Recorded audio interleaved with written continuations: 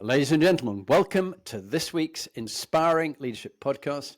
I'm delighted to have an old friend of mine, someone who I was lucky enough to, and had the honor to coach him, and his name is Chris Duncan. Chris has had such a life full of experience and interesting people, the good, the bad, and the particularly malevolent. But Chris, seasoned media executive, he was the CEO of is it Bauer? Do I pronounce Bauer that? Media, yep. Bauer Media Group, yep. A UK publishing business from 2020 until his recent decision to go independent, which gives him the freedom to talk to me today, which is great. Prior to joining that, he was the managing director of the Times newspapers, world famous, and led the development and the launch of the Times and the Sunday Times paid subscription models. So he's worked with, over 80 magazine brands. So he's had a fascinating life. So Chris, great to have you on the podcast. Thank you. Thanks for having me. Here. Thanks for having me.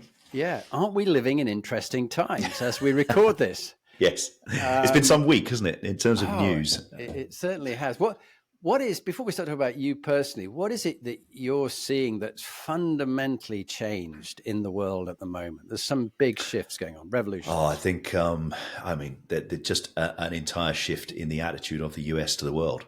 Mm-hmm. It's the biggest, it's probably the biggest change you and I have probably watched 50 years of, in my case, 50 years of America being a sort of reliable anchor of all of the world order. Then they've built the world order, trade organizations, NATO, the way that America kind of worked with its allies. And there's a significant shift in that. You can, if you study American politics, you can probably understand why that's become something that they have to look at because of their own situation. But it's a profound and very sudden change. And I think probably what surprised everybody, I think most people knew that something was coming from Trump too. But I think probably the severity and how can I put it? In some ways, the lack of any empathy or grace for allies and enemies alike has been pretty shocking, I think. Yeah. And you and I were talking before we went live about the book which we both recommend, Careless People, Power, Greed and Madness, Where I Work, which was Meta and Facebook by Sarah Wynne Williams. And you were talking, and just bring up to speed, with the potential $5 billion fine against Meta because they misled, lied to Congress. Well, they've already paid that. So they paid it already? Yeah, they paid a $5 billion fine a few years back to actually kind of get away from the case. And it's been reopened now. And the court case kind of started yesterday, and we're expecting a lot of testimony. And Mark Zuckerberg will have to testify and under oath, and that'll be an interesting thing to watch because it goes back to the kind of the purchases of Instagram, the purchase of WhatsApp, and a lot of the kind of policy decisions that have been made afterwards, which probably deserve more scrutiny than they've got. And you're also talking about how this is quite a moment in history where Google might get broken up, Apple with its Apple Store. And also that as you read about what was going on behind the scenes in Facebook, as it was now Meta, they are the kingmakers. He decided that Trump could win the 2016 election, and he's also helped him win this election because they poured millions into advertising and news, which, however you want to call it, fake news from one side. Their decision was it was just conspiracy theory. But yes. And then, of course, he realized, hey, this is great. I control all the algorithms. I could get myself to become a president. So he thought of running for president himself, which was scary. Zuckerberg as the president of the United States. But this brings up another interesting topic. You've experienced people like Rupert Murdoch and these billionaires, like, we've got Musk and we've got Peter Thiel. Yeah. And we've got, Zuckerberg and a whole range of others who are really running the world because they're the richest men, Putin being the richest of all. What's your, you've been shoulder to shoulder with these people, talking with them. How do these billionaires work? What makes their world? Is it just power? I've experienced some billionaires. I can't speak for all billionaires as a class. I think I've worked with Yvonne Bauer, who runs the kind of Bauer empire, who I think has almost no political aspiration, very humble, very focused on kind of the long-term survival of a family business. That's sort of one example. I think I've as you know, I've worked for Rupert Murdoch for many years, and he is focused on all of the things that NewsCorp does and growing that business, and actually probably in the end focused on the legacy. We know there's been a discussion about what that legacy might look like, but creating a legacy and building a family business. I would say there's a difference for me between that and probably a different generation. So the Google founders, Mark Zuckerberg, Elon Musk, Jeff Bezos, that's been a different era, and those businesses have been built almost entirely digitally. They've scaled unbelievably to an unprecedented level, and become, if you like, global kingmakers and global marketplaces for opinion and news and gradually then we've ended up with this huge concentration of attention going into very few platforms. And it's never happened. I mean, we have to sort of remind ourselves occasionally, this has never happened in human history that multiple countries. Facebook has 3 billion users, so that's a significant portion of the planet. Apple at the same time and Android between them have dominated the smartphone production piece. So you effectively have, for the first time in history, the entire population, or half the population of the world, using personalized devices to access very few sources of information, which isn't the information in those entirely controlled by algorithms. And those algorithms are designed not to enrich humankind. They are designed to maximize attention, engagement, and therefore advertising revenue. And so in some ways, the biggest shift I've seen probably in my 25 years has been, I'm actually blessed in some ways. It's interesting talking to, I've got sort of 16, 18-year-old kids, as in I have a 16-year-old and an 18-year-old, not 16, 18-year-old kids. I remember the fax machine as a marketing tool. I remember being in the office the first time that the company I was working for got an email. When I did my dissertation at university, there was no word processor. It didn't, or if there was one. So I've kind of seen that shift, I think, through my career, from the very early computer going to the sort of almost the launch of the internet. My first role was in a startup selling the idea that the internet could be a tool for business, all the way through now to, sitting, watching the population kind of, I wouldn't say enslaved, but certainly mesmerized by the device in their hands. And that's it's a pretty big shift. Media has, politics has, democracy has then been affected by that shift in ways that we are observing today. Yeah, well, in a moment, I'd love to talk. You talked about the startup, one of your other jobs. We'll talk a bit more about your own life, but just while we're on it, I think as I read Sarah and William's book, Careless People, that I hadn't quite realized, but it makes sense now that Facebook is the most powerful medium in the world. And that they can, and this is why Zuckerberg loves all these presidents sucking up to him, which they all do, wanting selfies with him, because he can get them in or out of power. Yeah. And he clearly did that with Trump as well. And so what incredible power in just one person running his own empire. What's your thoughts? Well, also with Zuckerberg's particular situation, he has remained the kind of dominant shareholder. So, he essentially makes all of the significant decisions for Meta, which makes significant information decisions for, let's say, 3 billion people. That isn't a power that's ever been vested in an individual before, and there's probably a reason for that.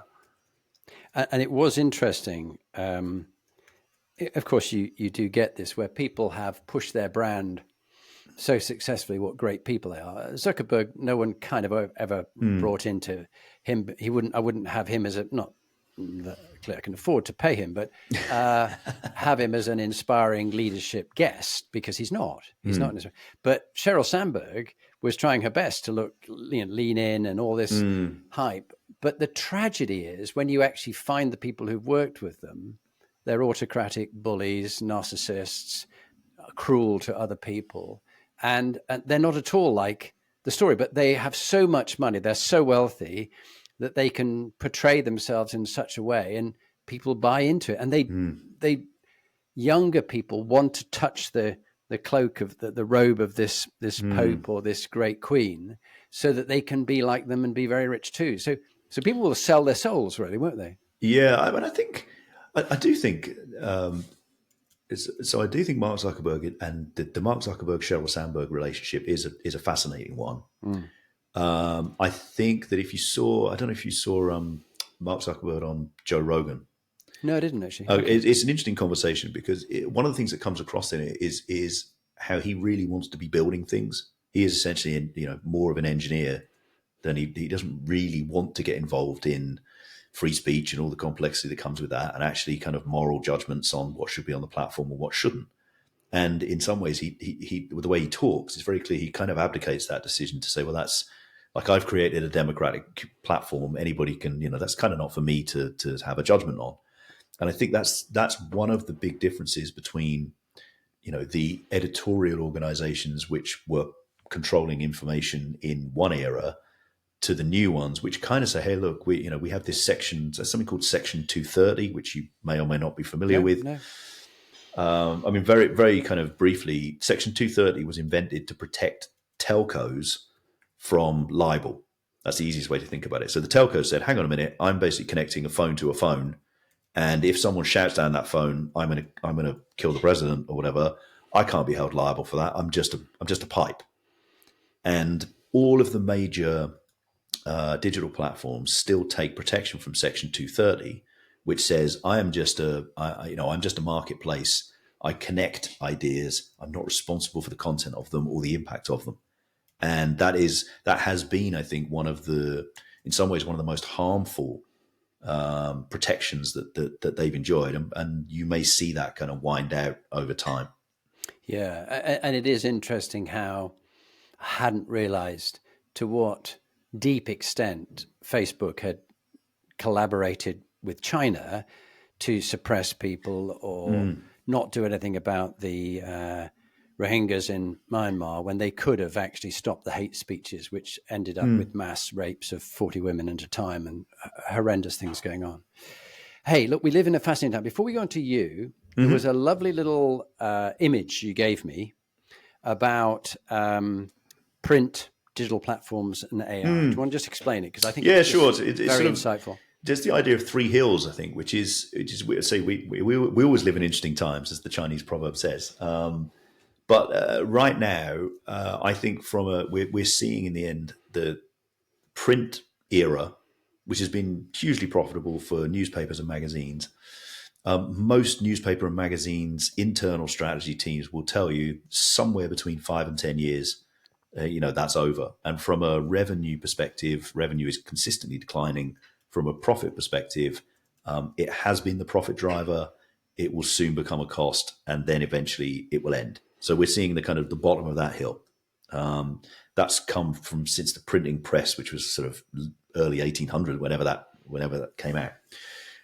You've then got, I think, we're probably my opinion is just past the peak of the digital platform era. So this was from sort of 2004, early 2000s, the rise of Google, Facebook, Amazon, Apple, and how they have become kind of so dominant over what is a sort of 20-year period in an area where there was no regulation. So you have to remember that digital regulation is still being formed. We will see that come in the UK this year, but there has not been the same kind of regulation around digital as there is around broadcast, or there is around print, or there is around many other types of information. So what's happened there is you've ended up with these huge dominant monopolies in search, which is Google, in social, which is Facebook, in e-commerce, which is Amazon, and they have peaked. And they are starting now to become either the great source of focus and attention from regulators, from competition authorities, people who are going to break them up. And on the other hand, they are now being competed with by the third era, which is the rise of AI. And there are some new players in AI. There are new companies like OpenAI who were not part of that previous boom. It's fair to say that also Google, Facebook, Microsoft are massive players in that market too. But there is a kind of a shift to a different type of technology in which that they might not have as instituted an advantage as they do in social and search. So I would say that if you look across the next 10 years, one of the most interesting stories is going to be what happens when Google loses. Google at the moment takes about 90 to 95% of the search market. Wow. It is the dominant search. It is, a lot of people don't realize, but it is the default search on any iPhone, on any Android phone, and any Samsung phone, and that's basically all the phones. So if you're dominant on smartphone search, you own search, and that will unwind in the next 5 to 10 years, and we may see genuinely for the first time in 20 years an absolute competitive market in discovery on the internet. And my hope is that there is a kind of a return to a more open web, because it has gradually become increasingly a kind of walled garden to get to the web. So that's my theory of the three hills, which I think is happening. Very clear. And we live in such a fascinating time. And as we discussed with trade wars between America and China, and America turning on its allies who no longer feel safe, the world, Pax Americana is over. And everything that was built up post-Second World War by America, all those institutions, World Health, UN, NATO, all that kind of stuff, it's all up for grabs. No one can trust it. And when trust is gone, you should be gone, was one of my bosses used to say. When your trust is gone, you should go. Yeah. So this is where we've got to do our own thing. And ironically, having had Brexit, we now need to be closer to Europe than ever. Because we can't make it alone. Soft power has no currency these days. No, it's don't all you think about actually might, oddly, right? and you could never have predicted this, a year ago. It's just one of those things that you think, you would have to have had some particular type of genius to have picked this out. But one of the most helpful things to the UK has been the complete alienation of Canada by the US, because in some ways it gives the UK someone to sit with while negotiating with the EU. Yeah. And that hasn't been the case. The UK kind of turning back up at the door and saying, "Hey guys, all right, we've been on the naughty step for a bit, but there probably is a trade relationship to come here." It's much easier to do now. So that is one of the. There are always kind of strange knock-on effects that you couldn't predict. I think that's going to be one of them. Very true. And actually, I've always been a great fan of a real inspiring leader. I think Sir Richard Branson. He does have strong integrity. He has had the courage to speak out against Trump's authoritarian, lying, cheating, con man, bullying going on. Just as one of my guests, Admiral Bill McRaven, had decided on a number of occasions to speak out and write about it, even though it may cost him a lot of damage to his life and threats to him. But yeah, Richard Branson did that. And I saw him recently in a lovely post on LinkedIn where he's got more flights going into Canada. So he's got the UK flag and the Canadian flag. I was going, yes. That is so good. And it's so sad because, I was just filling in my Esther and thinking, do I actually want to go to America? And I've got lots of clients and business there, but I thought, would I be stopped because I've said something about Trump? Would they stop me coming in? Yeah, and that uncertainty is very harmful. And as you say, the goodwill. I mean, we all know that goodwill is easily broken. And I think you can't really price that in. That's not something you see in the stock market. It's not something you see in the bond market. It's something that you'll see, move over time. Yeah, and goodwill and trust are inextricably linked. And it takes many years to build, and it can be lost, as we've seen, in a day. Yes. In a minute. And it's so sad because I've always enjoyed working alongside my American colleagues when I was in the military, working with very inspiring CEOs in businesses, and I still will work with them. But it's this, the water they're swimming in has become toxic. Yeah, I think, I have to be I would say the same. I have a lot of American friends. I have a lot of colleagues, ex-colleagues who are working in American media. I'm in frequent contact with people all over. I think in the same way that, during a lot of disruption, you always say, oh, everyone in Britain thinks X, everyone in Britain thinks Y. America is as you know, a massively diverse country anyway.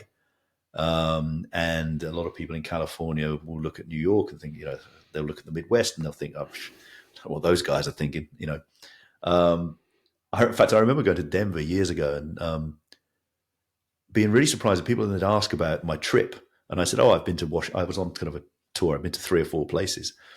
And they would say to me, what do you think about America? As if they weren't in it.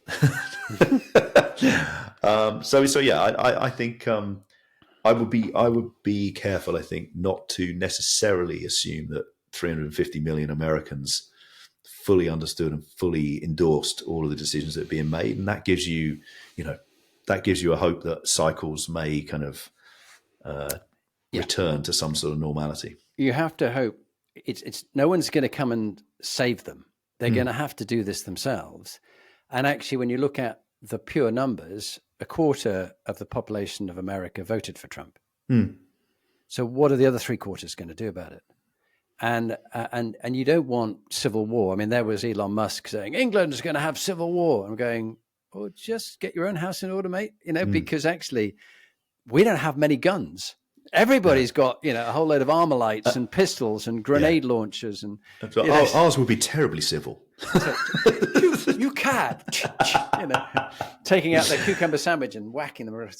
But no, we could talk at length about that, and it was a very interesting topic I was discussing with Mark Urban, the broadcaster from Newsnight, and 14 books he's written. He's going to be coming on the podcast soon. He's fascinated on the topic. But let's make this more personal for you, because those listening in 125 countries around the world would love to know, what has shaped you, Chris, to be the leader you are, to have some fascinating, big, responsible jobs.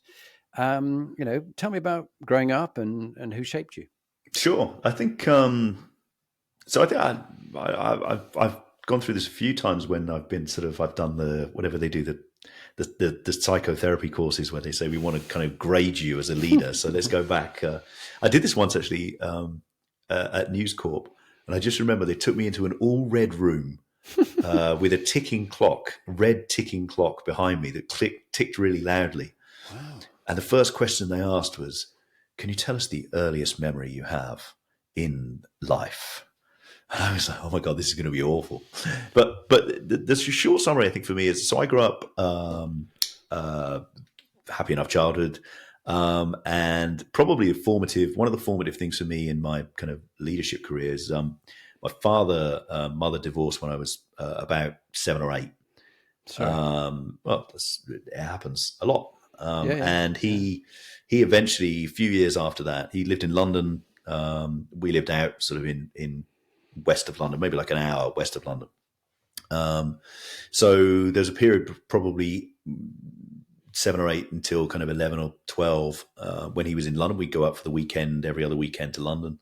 And then he moved to Belgium. And so, there was kind of a different relationship. And probably, I think that in the end, when I talk about, what's kind of shaped me as a person, you can trace a lot of the behaviors back. So you end up at that age probably becoming quite self-sufficient. I've talked before about, I kind of felt in some ways my father was very pretty stern, Scottish, fairly kind of he was a businessman, but he was pretty unrelenting. And so you almost knew that whatever you did, it wouldn't be quite good enough for your father. And my mother was very supportive, kind of brought me and my sister up on her own, suffered from poor health, and kind of stoically kind of got on with everything. But you knew that whatever I did, she would think it was amazing. And if you've got those two extremes, then you realize, fairly early on in my life that I had to kind of work out whether I thought it was good or bad. And so that has it is the thing that even now, 50-year-old, whatever, that kind of self-sufficiency of trying to really understand, have I done good things? Have I done, but how am I going to judge myself?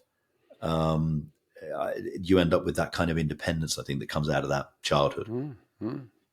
I think very powerful. Probably also I got from my father's side, he was kind of slightly more flamboyant. He was kind of, for me, quite international. He would fly to the US. He spoke a bit of Russian, and he did business in Russia, and he was a very exotic kind of character. So I think I've always been attracted to the kind of international business world partly for that reason. Yeah. And then my mother was just, just the resilience and the work ethic, I think, comes from her side, which was, it is what it is. Get up, do it again.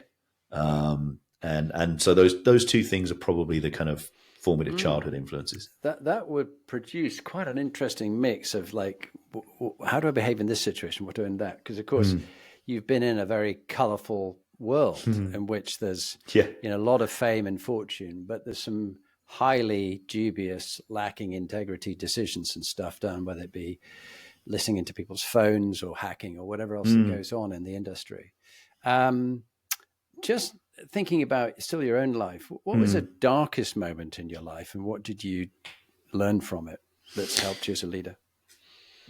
That's a good question. I mean, I've been very fortunate. So dark moments. If we're talking about career wise, I mean, I've had a few. In fact, on the surface, I've had lots. Right, I became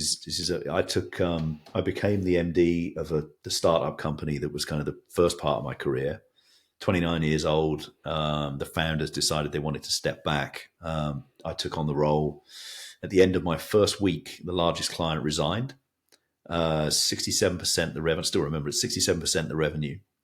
That was like I'd started on the Monday, and that news came through on the Friday, and that was, that's a moment. I think I'd started at NewsCorp 2007, and probably at the end of my probation, the financial crisis hit in 2008. When I started with Bauer, I signed the contract to join as CEO, and the 2 weeks before I joined, everybody left the office because of COVID. So, I mean, in fact, I formed my own business. I'm still hanging on, waiting to see what's going to happen. So there have been bits. I think probably the two moments that I would say, when I can sort of feel, I think that feeling in your gut when you hear some news and you just think, okay, this is bad. Watching there was a sort of a conversation about phone hacking that was on Sky News, and a guy called Simon Greenberg, who was the comms director, who sadly passed since, was trying to defend, I think, News International as was, and this was just as the Millie Dowler story was breaking. And I just worked for a year launching the Times subscription product, and we'd hit our numbers. We just hit 100,000 subscribers. It was literally the day before that happened. So we were all very excited, and this was kind of we thought we were about to kind of celebrate. And I remember really clearly being stood with kind of the marketing team around, and we were kind of thinking about what we were going to do next, and watching Simon Greenberg on the TV and just thinking, this is much worse than we had thought it was. And not only that, but the organization that I'm working for has not yet realized that. And that was the beginning of the kind of phone hacking scandal. And probably for a year, that was just as a professional kind of episode. That was a period when, if you said where you worked, people would kind of ask you how are you still, how morally, how can you do that? And the teams that you were working for, everything that you built, kind of, all the kind of teams, all your suppliers, the whole of the thing. I walked for probably a year. I walked through the camera crew to get into the office. In fact, the back of my head was on the ITV News every night at 7. And my mum would sort of say, "Oh, I saw you again." I have distinctive ears under the headphones. So that was dark. And then I think the second bit, where again I just felt this kind of the visceral kind of reaction to it, was oddly not COVID, because that was, in some ways, that was, I can't really describe why that wasn't that bad. That was just a crisis that, it was an obvious crisis and it needed to be solved, and everybody was in the same boat. And, that was hard, but it wasn't, for me, dark in the same way.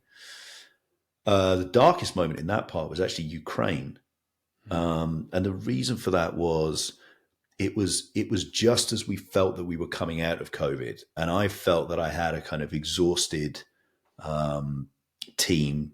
We have people who had come through this extraordinary kind of period of lockdowns and homeschooling and sickness and all of the other things that happen, isolation and mental health problems and everything else. And we were just starting to kind of get to the end of the tunnel. And the news about the invasion of Ukraine, I remember I was in Peterborough. These are hard things to really kind of put into words, but I remember being in the office and I could feel that the organization did not have the resilience to deal with it. And so that as a leader of the organization, that's quite a difficult thing to kind of to think through. Well, how do you then deal with this? Because with all the other, normally I was saying to somebody yesterday, I've had so many of those emails or phone calls in my life which says, right, it's cost cutting time, get in the room, we'll go and scenario plan what happens. And so you have to act very quickly. But at the same time, I felt at that point, people would break and, they had not yet recovered from the previous crisis. So I think that was pretty tough. So those two. Stay with that, Chris. Thank you for sharing those. What did you do? I mean, their resilience was going to break. The Russians had invaded Ukraine. I remember interviewing General the Lord Dannatt, who was my old boss, head of the British Army, and he was retired. Is retired now. And I said, it was actually turned out to be a week before. I said, "Do you think they're going to invade?" He said, "They'd be mad to do so." But of course, he was a logical, rational general, and Putin is like Trump. The pair of them deserve each other. And he is not. He's a narcissistic megalomaniac. And so he'll do whatever it takes and then just call it a special operation. But what did you do when you knew the organization was really going to crumble? How did you stop it from completely going downhill? Well, I think one of the things is, I do think, particularly as your CEO or you're a leader in any of those teams, it's really important the first thing that you say, and if you say anything at all. I've spent probably a lot of my career talking to people about communication, and one of the things that, if you've worked with me, you'll hear me say a lot is if we say nothing, we're communicating. If we say something, the first thing that we say is very important, and particularly in moments of crisis, I think that's true. And I think in that particular case, it was very important that you didn't move too quickly from the acknowledgement of how difficult the situation was to the solution. Yeah. And in some cases, I think it's just a judgment call. I think as a someone who has a kind of empathy for the people that are around them, sometimes that you need to say, this has happened and we're going to fix it. And those two things have to be really tightly coupled. And I think in this case, you had to get, I think it was about 2 or 3 days of talking about how difficult it was and how that we were all kind of, it was something that was, for everybody, felt like this big setback. There's a big Ukrainian population in Peterborough, coincidentally. So there were a lot of people who had, we had a lovely lady who worked with us who had run a charity around, I forgot the name, but what's the nuclear, Chernobyl. Yeah. And she'd been working with disabled children who were disabled as a result of the Chernobyl explosion. And so there were all these kind of links that came out. There was a great fear that we were going to go to war. And so in some ways you had to let that breathe for 2 or 3 days until you could get to the point of, at the same time you're having conversations with, HQ to say, okay, we probably think, one of the things that happened was the price of paper doubled. And if you're a magazine company printing at that point 80 different magazines, you're consuming paper by the ton. That's a problem. So you had to kind of start that process. But yeah, let people process what that was going to mean, and then the following week you can get on to what are we going to do about it. Yeah, because it's funny. I would say that's changed probably in my career is recognizing sometimes that these world events are part of your day to day.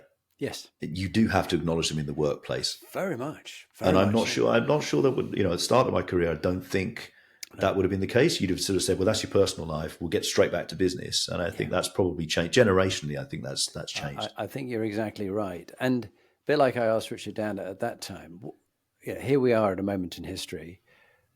What do you think will happen in the next couple of years? I mean, we've got, US and China in a trade war. Mm-hmm. The allies have been alienated and are on their own. Russia pushing on, supported this time by America rather than opposed by them.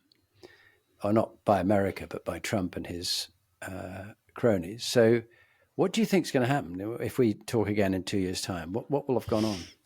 It's a sizable question, John. It is. Deliberately asked. Well, interestingly, I think the ally relationship is with America that's been disrupted. I don't think the allies' relationship with each other has been disrupted. In fact, I think it's probably been strengthened. So I think you probably see, so if the world is moving to this kind of great power block, you will probably see the EU, the UK, Canada, Scandinavia as a block. Probably see the US, not Mexico. I think is an interesting one. I mean, we've talked before at the book, the 100-year, 100 years into the future. I mean, one of the striking things in that book is it basically says Mexico is going to be a superpower and eventually will take over the southern half of the United States. Whether that is still on the books, I don't know. But there's going to be clearly a kind of a US block. There's going to be a China block. I think one of the striking things about this week is the extent to which the heaviest tariffs have been pushed into Southeast Asia. And it's highly likely that America, as it sort of turns to the Pacific, will try to coerce those Southeast Asian nations to say, well, are you in our block or are you in China's block? It's likely that the UK will get the same, say, are you with us or are you with Europe? Canada the same, Mexico with the South American countries. So my guess is over the next couple of years, you'll see much more clarity around, who's in who's in whose block. Russia's interesting because it is, Putin obviously is very clear. It's a great power, but it's not a great power as an economy. It's more as a kind of nuclear power. So it's not quite clear what the Russian bloc will look like. So I think all that's got to shake out. I always think probably trade by its nature, trade wars. My view on, when the UK kind of came out of the EU was this is about a trade agreement, and trade agreements over time wax and wane. As countries say, we're not going to do that anymore. And then someone later on will say, well, hang on, there's an advantage and we'll do it again. So I'm less worried about the trade side. I probably worry a bit about part of the undercurrent of this is I think the sudden realization that AI is going to create incredible advantage to whoever can harness it for defense. And therefore owning your kind of semiconductor stack, your rare earths. I mean, we'd never heard about rare earths till about 6 months ago, but there's a recognition that actually you need a self-sufficient kind of AI capability, which needs power, it needs data, it needs data centers, but it needs, an awful lot of engineering. And whoever can harness that is going to have a military and a kind of economic advantage. And so one of the parts about that power block realignment is, you can see now that the EU is investing heavily. It's realized it's behind. It's got kind of one French kind of entrant in the race, but it needs to do more. You can see China is, unbelievably proficient. You can see that America has the kind of dominant digital platforms. Not entirely clear where Russia ends up in that race, I think. No, a very interesting view, and you've politely hedged your bets and not put us down for World War III. Well, somebody did ask me yesterday, or somebody said, is it a trade war? Do you think it could become a hot war? And obviously that's in some ways that's such a terrifying prospect. You think it would have to go, I mean, I'm not a military strategist. Many people more qualified than that have been on your podcast. For it to get to a point where it becomes a hot war, you think of all the steps that have to go through, and all of the places that have to be unconstrained to get to that. I still don't feel that that's likely, but I say it's not my particular area. Yeah, what those who are smarter than you and I, and to be smarter than you, they have to be pretty impressive people. That we're already at war, so it's a hybrid war. So Russia's been launching chemical attacks in the UK with the attack on Skripal and things like that. They've been cutting undersea cables. They've been killing people, starting fires, doing that kind of stuff. So third columnists, as they'd call it in the Second World War, have been operating quite a long time. They all have, from St. Petersburg to North Korea, huge skyscrapers full of cyber geniuses who are hacking into everything. And then, of course, Facebook's given all the access to the Chinese to get into America's systems already. So we're already at it. It's just, and we're fighting a third world war in Ukraine, where you've got all the Europeans in there, all the Americans in there. Now the Chinese are in there. So you've got Chinese troops in there, North Korean troops, Iranian drones. It's already going on. It's just we haven't quite called it out, but you sort of doesn't become 1 minute it's all peaceful, the next minute you're at war. I think now it's just more hybrid, and the Russians call it mashkarovka, which is deception, and they say it's just a special operation. It's a full-scale invasion. It's a war. What are you talking about? But we don't call things what they do. A bit like your communications, we don't call things what they do. Let's go back to your experience with different leaders, because this is all about inspiring leadership. And also, you've had your taste of very powerful, mainly men, but also you've had a few fascinating, scary women. Yeah, probably, many. You've had many scary women. Not scary. Who are the most famous women that you've worked with that people would have seen in the news? Oh, I would have said so. So Rebecca Brooks probably is the most famous. Katie Vanek Smith, who probably isn't nationally famous, but a great leader in media. Yvonne Bauer, who is so careful to be unknown that she is unknown. But again, a great kind of German publishing leader. So actually, I've probably worked. If you took the years of my career, I've probably worked under female CEOs and leaders more than men, actually. And what's the difference? What do you notice? I mean, I know you can't generalize, but we've talked about Sheryl Sandberg, who had things that many people admired, but then there's a darker side. I think with nearly all leaders I meet, there's what they want to portray, and then there's how those very close to them. When I worked for one of the generals in the army, he was very senior, but actually he was a narcissistic bully, and working for him I just survived, but others didn't, and he got rid of them. But I lived in fear of my life. Literally, I feared for everything I did. I didn't think well because I was scared of him. So the autocrats, you get them wherever you are. So let's talk about the inspiring leaders as a group that you've met, and the expiring leaders. Talk about the difference. Let me just go back to the point about the difference in terms of the difference between male and female leaders that I've worked for. Genuinely, I would say, on most scales, no different. I've worked for some ruthless versions of both. I've worked for kind of hard-headed, blunt, very direct, very smart, very strategic. All of the things are pretty common across the people that I've worked for.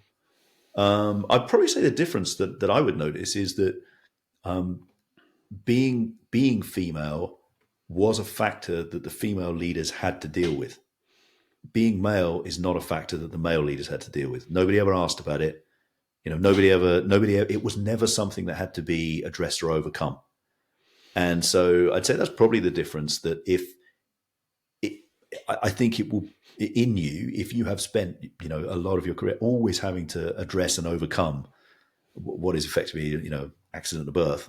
I think that does give you a view of a number of things, probably, the injustice of it, all other things, and that then affects the kind of bits of leadership. But that was probably the main difference. I don't think in terms of, I think people sometimes when I've been asked that question, I think what people kind of want you to say is, the men were all, hard-headed bastards, and the women were all, terribly nurturing, emotional, maternal. It's absolutely not been my experience.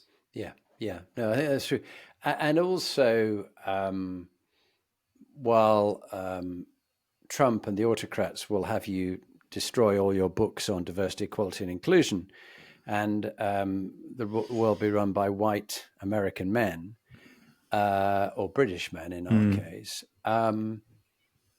I do think diversity, equality, and inclusion is more important than ever. And not being racist and not being sexist. And we both were talking about the superb Netflix film Adolescence, and about the power of social media to influence people through people like Andrew Tate and this toxic masculinity. So we do need it more than ever, that inspiring leaders, whatever their gender, race, sexual orientation, are inclusive of people of difference, because the more difference you have, I've got one of the psychometrics I use with some of the top teams I do offsites with around the world. And you can see that the teams that do best are not all just like the boss. They actually are very different, because otherwise the boss is completely blindsided, because they're all one-eyed people looking the same as him. And, oh, yes, I agree, Mr. President. It's a really good idea. Like, Kennedy did with the Bay of Pigs. I would definitely say that. I think that is one of the defining characteristics of media leadership, is that the very best leaders really want to have contrary opinions. Yeah. You are encouraged to one of the things that people say when you first kind of get, you're going to have to go and see the boss, which is Rupert Murdoch. You're going to have to go and see the boss. One of the things that people say to you is have an opinion. Like he doesn't want people to turn up and nod, and I think that's a big difference in some ways between Trump V1, Trump 2. Is in Trump 2, he's come surrounded by people, the Howard Lutnick kind of types who seem to be, whatever he does is an act of genius. I think it's very dangerous. I found that media is generally really quite direct, almost not confrontational, but like people want to have an argument. They want to kind of bang it out. They want to say, well, what if it were? No, I don't buy that at all. I think it's this, and then eventually get to a decision. I think they've been very good at that, and in most of the places I've worked. And it must have been fascinating for you meeting and working for Rupert Murdoch and Rebecca Brooks. With his, Fox News and his big support of Trump and the authoritarian Republicans. I wonder what's going to happen with the children now that he hasn't handed it to the favorite son, but it's going to be going between. Will it just break up as an empire, a bit like Google will have to be? Excellent question. I think so. They went to court, didn't it? And it's come out of court, and they're debating what to do. I think it's an extraordinary thing. It's an extraordinary thing to end up in court, with your own family. It's something that yeah, you too, huh? I don't think it's. I don't like to make too much comment on that, because it just feels to me that's such an incredible place to end up. But in the end, I mean, that whole court case is about his legacy and his belief that there needs to be a kind of robust conservative media. You will have your own views on Fox News. I would say that some of the kids have their views on Fox News. I would say that a great deal of the population of people who work in for the Times or the Sunday Times, or at the time who work for Sky, would look at Fox News as something that was completely different from the work that they were doing. The US kind of broadcast regulation is so different. And I'm not sure. I'll be honest. I'm not sure that the way that US media has effectively kind of split into partisanship in the same way that there's a two-party system which is split that way. And actually, in some ways, the long-term damaging thing in the US is that actually different states have become, places that people move because they think that way. So this sort of separation of the population is one of the challenges probably for America going forward. But yeah. I think how the NewsCorp thing works out above my pay grade, see. Jonathan. but you touch on a very good book by Moises Nayan called Revenge of Power. If you haven't read it, very good book. And he talks about the 3 Ps: post-truth, populism, and polarization. And I think I mentioned that good, inspiring leaders use these 10 words, 3 phrases, and the autocrats would never admit to these. But just briefly, these 3 words: I was wrong, I don't know, and I need some help. Could you give us a practical example of when you'd go, do you know what, guys, I was wrong. You got something wrong. I'm sorry, I apologize. Because, of course, you'd never see, even when Trump's doing a U-turn, it's just a bit of flexibility, not that he actually got it wrong in the markets. Yeah. He needs 90 days, otherwise the American economy will tank. But when have you used it practically? I was wrong, I don't know, I need some help. Well, let's do it. So I was wrong. I was definitely, so we had great success launching the Times subscription, digital subscription. We tried to do the same with the Sun. And I've written a couple of times about, what it's an extraordinary experience. And it lasted about 18 months. And it, it 100% did not work. And so you have to, at the end of that, you have to say, okay, we learned a lot. We had a great team. We gave it a really good, as the Aussies would say, we gave it a red hot crack. But it didn't work. And so you have to go there. Okay, I couldn't do that. Yeah. Did you say it to people? Like I was wrong. Did I say it to people? I think I didn't need to. I think it was actually when Rebecca Brooks came back and made it pretty clear that we just, this wasn't working. And so there, I think probably the most times that I would have explicitly said I was wrong would be around organizational changes. So, my view is you make organizational changes for a reason. You generally are trying to do things like, so if you take subscriptions, you will do a sort of dance between, I want one person to oversee growth, which means they're responsible for both acquisition and retention. And then at some point you say, do you know what? I want a specialist in acquisition and I want a specialist in retention. And then you get a different result. And then at some point you have to bring them back together. And so you kind of, quite often in the organizational side, I don't think there's a right answer. There's a right answer, right time. But sometimes I've made changes, put people in charge of things or combine responsibilities. And then 6 months later, just gone, okay, I was wrong about that. Yeah. And quite often to people who said, yeah, I did tell you that. Done that. Yeah. And how about that? I don't know. Have you done that much? In every day, 5 times a day. Yeah. I think it's a strength. I honestly think the amount of things I don't know is an unbelievable multiple of the things I do. Yeah. And if you don't think that way, if you're surprised at the fact you don't know something, then I think you're underestimating the amount out there to learn. Yeah. So one of the things for me is, one of the attributes I've always looked for in people that I'm hiring is curiosity.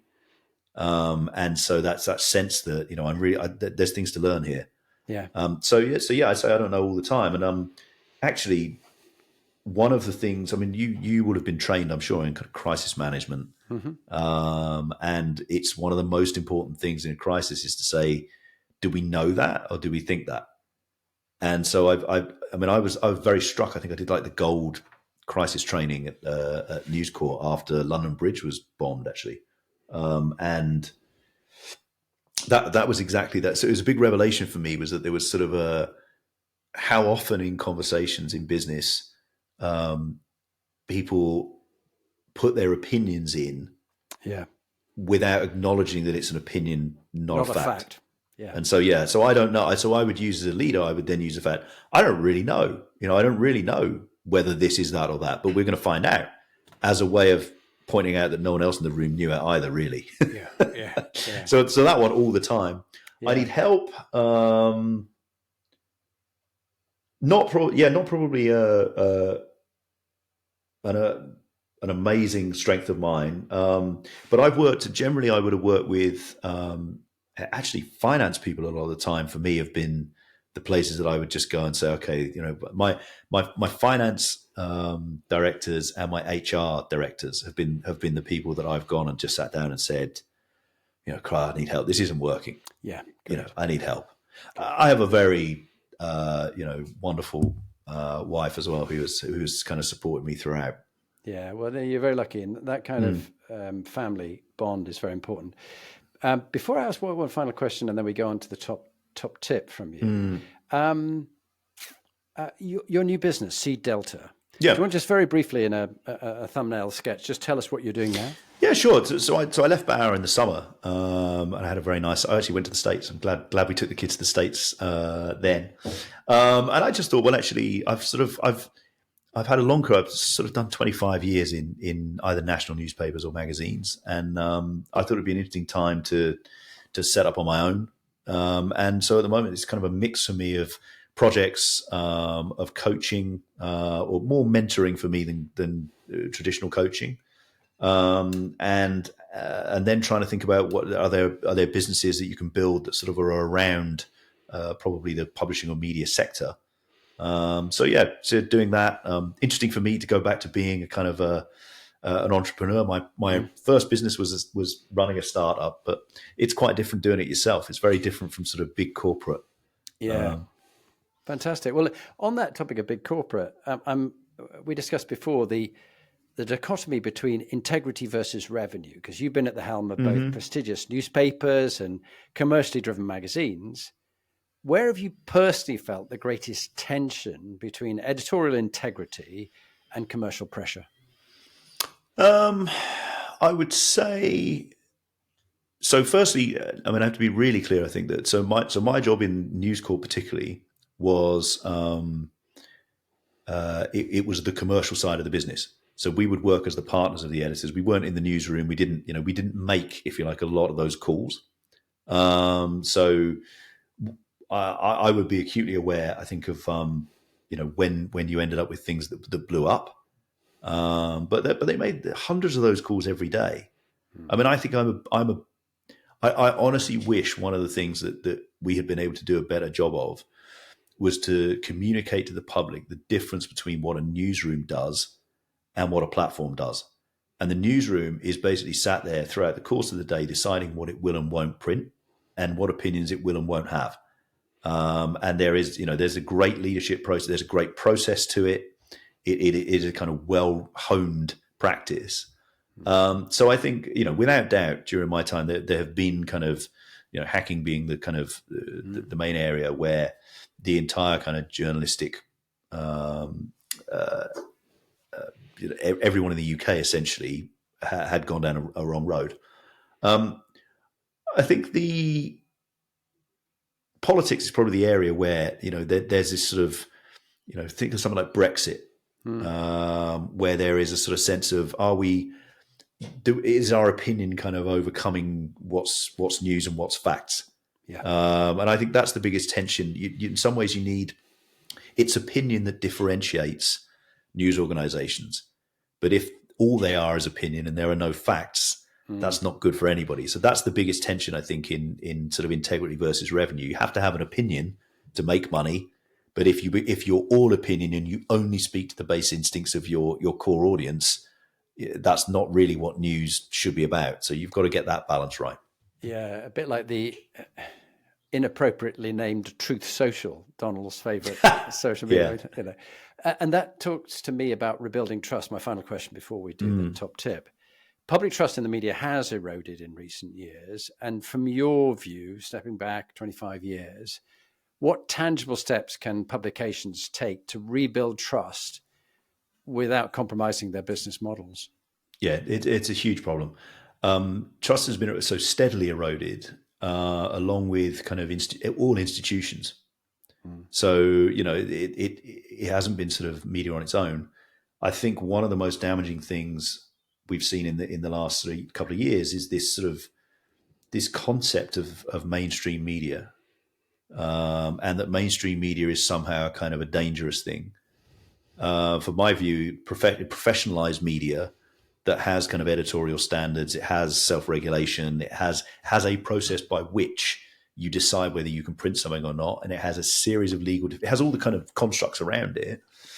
The idea that is in some ways more corrupt or more subject to influence than entirely unregulated opinion that's sort of pumped out, and as you know, quite often supported by foreign actors and all the rest of it to create disinformation. That has been one of the great battles that I think the news and mag industry has lost in the public discourse.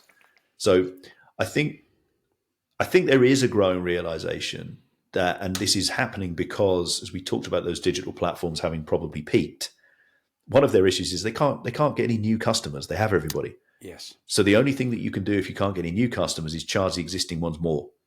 And because they're free, the only way you can do that is sell more ads, sell more data, force that more and more. So people will feel that, and gradually, I think what I'm hoping for in the next 5 years or so is the breakups from a monopoly perspective make them slightly less powerful. The public realization that these algorithmic editing is not in the interest of the nation; it's in the interest of the advertising take. And the ability, which is the most interesting part, the ability of publishing and news organizations to reassert some sense of mission and purpose that differentiates them from user-generated or AI-generated content. Yeah. That's what has to happen in the next kind of 5 years. Fantastic. Chris, there's so much more we can talk about. This has been really interesting. There's a wealth of knowledge for you to share, and I would encourage people who are interested to reach out to you, and I'll connect them if they Thank you. Approach me. And I'm looking forward to getting you involved in the Ride to Inspire, if we can get you as a speaker there. I think you've got a lot to share on that platform with people interested to hear your views. Let's end with your explanation of who you are, the jobs you've done, a little thumbnail of 2 minutes, and what your top leadership tip is. And that will end the session of Inspiring Leadership beautifully. Sure. So I'm Chris Duncan. I originally started out in startup culture, became the MD of a startup, then joined NewsCorp, and ended up as the MD of the Times on the way through kind of actually was the person who built the first Times on the iPad with a team of people who did that, which is a fascinating thing to have done. I then was the CEO of Bauer Media, which published, when I joined, over 100 magazines in the UK. You know some of the brands, the Grazias, the Empires. And then more recently just set up my own company, helping publishers think about how to navigate what is, as we've talked about on this, an interesting world ahead. In terms of a top tip for leadership, I would say the biggest thing that I've tried to do throughout my career is to ensure that your team is standing shoulder to shoulder with a clear-eyed view of the future, and then talk to them every day about how they're going to get there. I like that. Shoulder to shoulder with a clear-eyed view of the future. And that intent of how you're going to get there. No, beautifully. Chris, you when I worked with you, you undoubtedly, I found you a very inspiring leader. I'm sure you'll continue to do so. And now having the freedom to advise and speak frankly and more candidly than ever before, I think you're going to be a great boon to the people you work with. So good luck. You're very kind. Thank you for sharing all your experience. Thanks for having me.